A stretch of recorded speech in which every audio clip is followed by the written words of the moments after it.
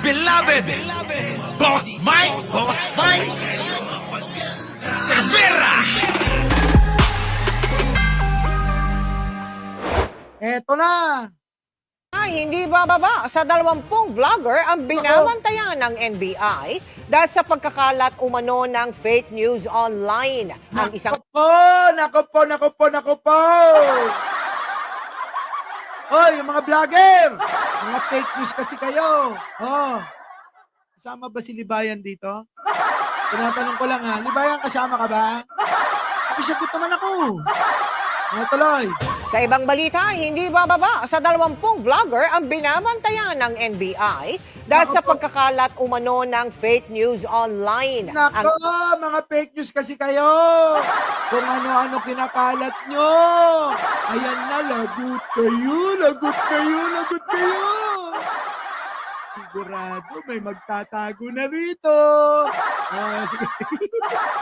Isa nga, may 2 ng warrant of arrest. Nako, si Maharlika yan, sigurado ko.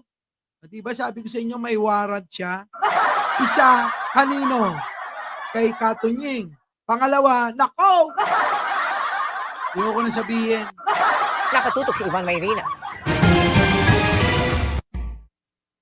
Sa survey Oo nga, sinara na yung SMNI. Yung mga channel nila, sarado na.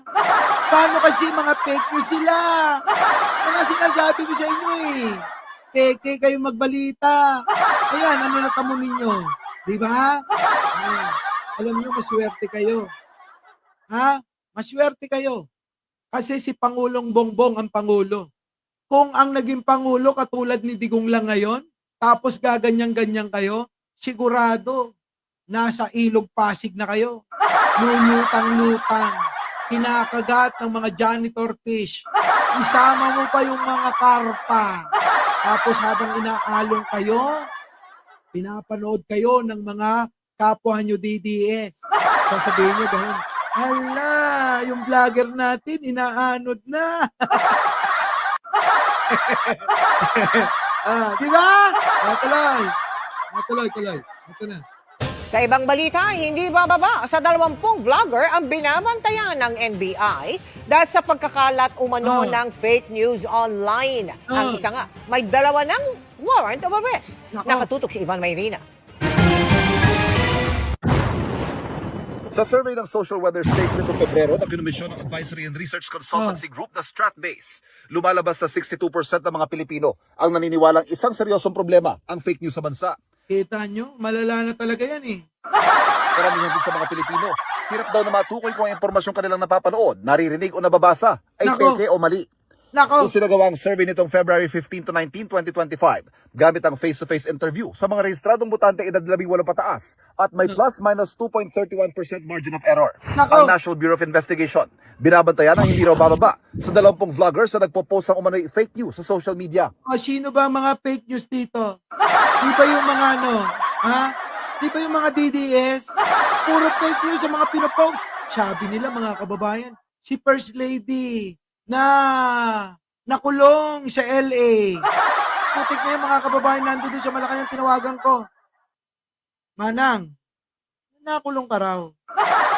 Saan? Saan daw ako nakulong? Nandito lang ako sa Malacanang. Kita nyo? Anong ginagawa mo dyan?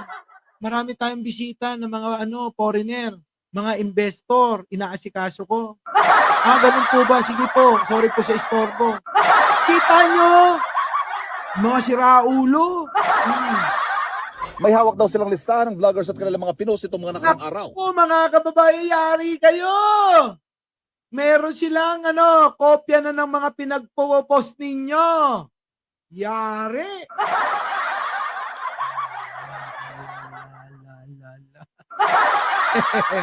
Matalay. At pag-aaralan ng posibleng nilang pananagutan. Walang binanggit na mga pangalan ng NBI. Pero kabilang daw dyan, ang isang vlogger na nakabase sa Amerika na ayon Ako si Maharlika nga yan. Next week may warrant ng mga DDS vlogger. Oo. sa NBI ay may 2 warrant of arrest sa kanila. Cyber libel, papasok sa cyber libel, papasok sa inciting to sedition. Naku, patay, mabigat na kaso yan. Lagot! Lagot kayo. Inciting to sedition, mabigat na kaso yan.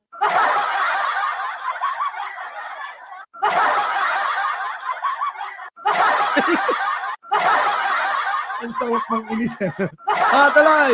Sorry Ito talaga, nai-enjoy ko yung pang-aasar sa kanila eh. Tuloy. Mamamayan natin, ginagawa nilang biru-biru yan, ano?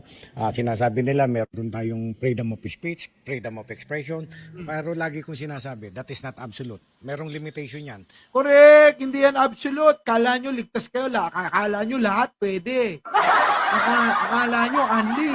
Pwede nyong i-post. O di, alam nyo mabilis na ngayon, mabilis na ngayon na hatulan ang kasong cyber libel. Hindi umaabot ng 1 taon. Kaya kayo, mag-iingat kayo mga vlogger. Tira kayo ng tira, fake news naman. O ano kayo ngayon? Diba? Baka mamaya magsiluhuran Ayoko ng ganyan. Ayaw ni Kuya Cesar. Ayaw ni Kuya Cesar, mga kababayan. Tuloy. Pagka lumalampas ka na sa parameter ng batas, nakakakomit ka na ng krimen, ay kailangan masawatan natin yan. Dapat yung pag ginawa yan eh. Dapat yung pag ginawa yan. 20, hindi bababa ng 20 vlogger yung mawawaran. Ako, mga kababayan, sana wag naman yung mga kaibigan ko dyan. Huwag kayo mag-alala, mga friend. Basta tuloy-tuloy lang yung pagbibigay ng impormasyon, ililigtas ko kayo. Ililigtas ko kayo. Oo. Tuloy. Oo, puro DDS yan. Totoo. Ang Malacanang na isa rin sa mga prioridad ngayon ng paglaban sa fake news, nakikipag-ugnayan sa NBI sa mga posibleng hakbang. It is very obvious that more fake Ayan na si Attorney Claire. Nako! Oo! news are lingering. Maybe because of the present situation regarding the arrest of former President Duterte. Correct. Dating ES Medialdea, nakita po natin kung paano po ba niya nabanggit na nawawala ang dating Pangulong Duterte. Totoo yan. Fake news talaga yung panot. Ay, panot. Kalnot. Ba't kalnot, Boss Mike? Kalbo, tsaka panot.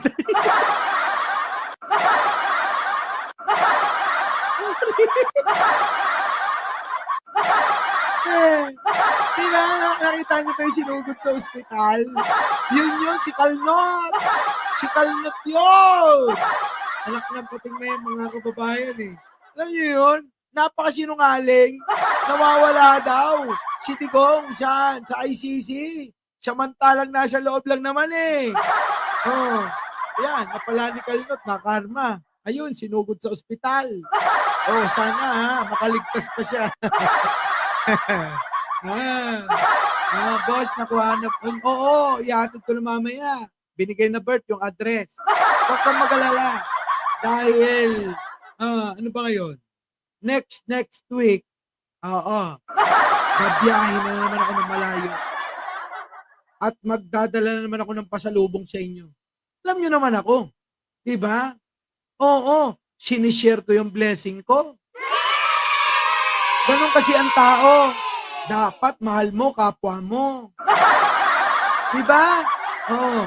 Etong mga kampo ni Digong, mahal lang nila sarili nila, mga kababayan eh. Tuloy. Ng ICC. So yung mga ganun pong mga irresponsableng mga pananalita ay dapat pong ang tao ay magmasid, mag-isip at matuto pang mag-evaluate para po hindi po nagugulo ang ating isipan at damdamin. Correct. Nakikipag-ugnayan. Ayun kasi mga kababayan eh. Ginugulo nila yung isipan ng mga Pilipino na tinututulan nating lahat eh. Kita nyo mga kababayan nangyayari. Alam nyo nangyayari? Yung mga tao nag-aaway-away eh. Dahil saan? Sa likha nilang fake news na yan. Kaya kung mayroong masisisi dyan, yung mga DDS na yan. Lalo-lalo na yung mga vlogger nila na mga fake news ang dala. Niloloko nila ang kaisipan ng mga ilan. Tignan nyo, example lang mga kababayan. Example lang ito. Panoorin nyo to mga kababayan. Sample lang to. Nasaan ka na? Pasok!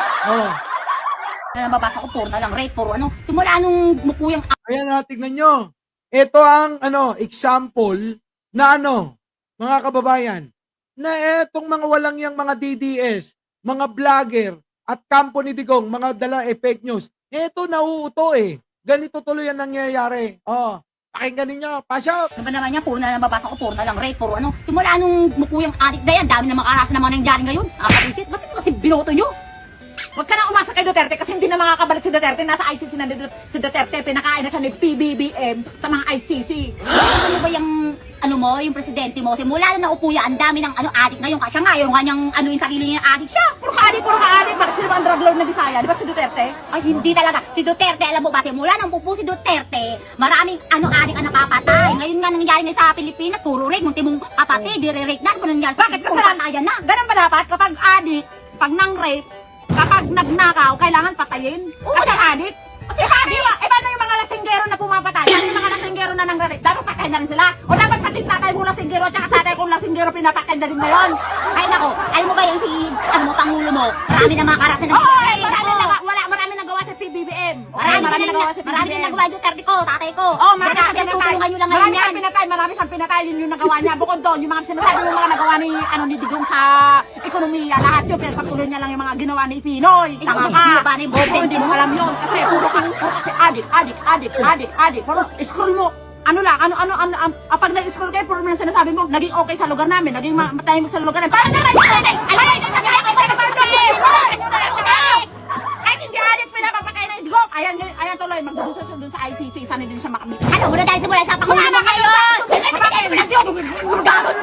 Sobrang Ay Ay, bakit ingit ka na? Ang importante, hindi siya pumapatay ng tao tulad ng presidente mo. Presidente mo, meron din. Pag tinanong mo, tinanong mo, ano sana yung bigat? Anong sabi niya? Sabi niya nung wala ka sa Sabi niya nung wala ka sa ICC, sabi niya. Thank you all. Di ba Palakihan na lang ng dibdib! yung ICC, tapos sabi ko sa ICC. Ako po si... Matatalit natin, hindi mo kayong gano'n magsalita. Ako, tumigil ka. Masang Kaya tayo! kung nasa ICC na, parang na siyang patay na nakakutulong na ganyan. Presidente mo, mamamatay tao. Eh, presidente na yun. Ay, nako! Kriminal yung presidente mo. Kahit sabi mo, ganyan ang presidente ko. Ang mahalaga, yung presidente ko, hindi pumatay ng tao. Yung presidente ko, nagkaya sa mga adik. Ako, manahimik ka na. Paano ka ba sa buhay mo? Anak ka ng pu. Diba? Ganyan nangyayari kasi likha ng mga DDS na yan Puro fake news kasi ang dala, mga kababayan. Kaya tuloy tignan nyo yung mga tao nag-aaway-away. Kasi mga kababayan, nilalaso ng isipan Kita nyo ng mga DDS Ha? Palakihan na lang sabi ko ng dibdib mga kababayan, Yan, kita nyo, ganyan na ganyan nangyayari. Social media, saan? Sa personal. Ganyan talaga, mga kababayan. Sabi ko nga sa inyo, yung mga DDS, sinumpa na nila yung pamilya nila Isinumpa na nila yung pamilya nila.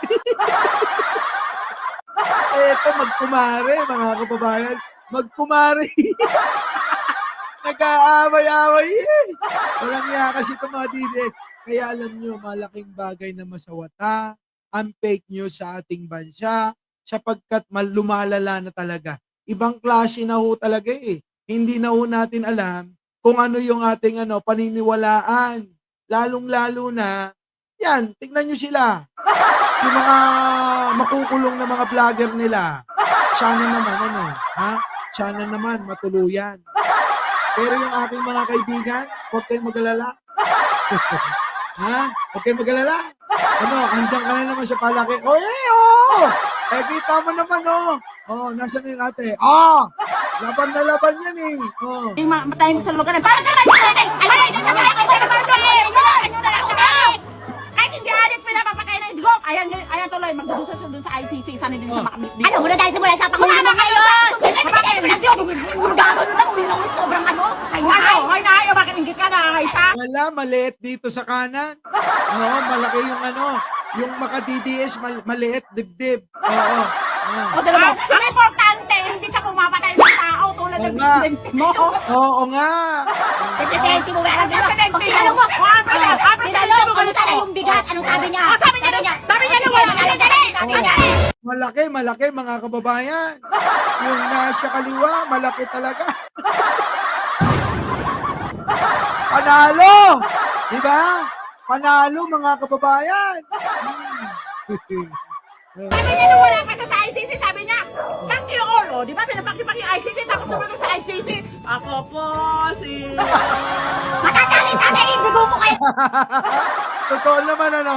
Totoo naman yung sinasabi nung naka-blue. Sa blue ako, sa blue. Ay, naman mga kababayan. Sana'y nag-enjoy kayo sa ating gabi na to. Oo, kahit na, alam nyo, pagutom ako pagod, gutom. At nairaos pa rin natin to kahit na medyo hindi pa naka-recover ang boses ko. Anyway, mga kababayan, hanggang dito na lang.